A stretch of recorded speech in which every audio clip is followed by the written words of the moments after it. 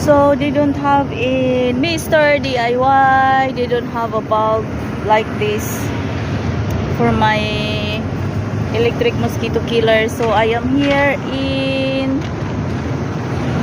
City Mall. I'm gonna go to Ace Hardware. So let's go.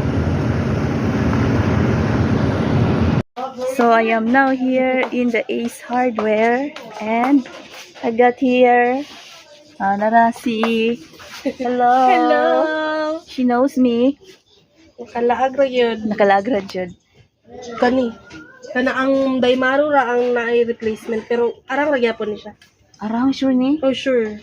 6 watts. That's it. Eh. Tambok na kayo no. Naragyapon kag Plaza. Wala na. Ay, nag-vlog naman ka. Ay, Nag-vlog ano na. ko man Ibalik sa na dito. Ko pa ng bayaran. Yes. Bayad muna tayo. Let's go to the counter. I-upload na ko ni.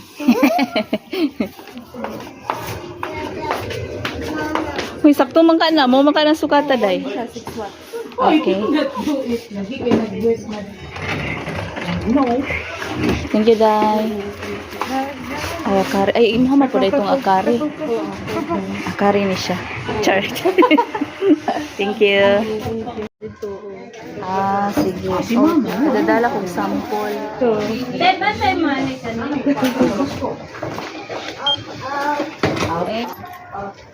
lugar na ka nagpaan sa Plaza. Hi. Bungis-ngis kay ko.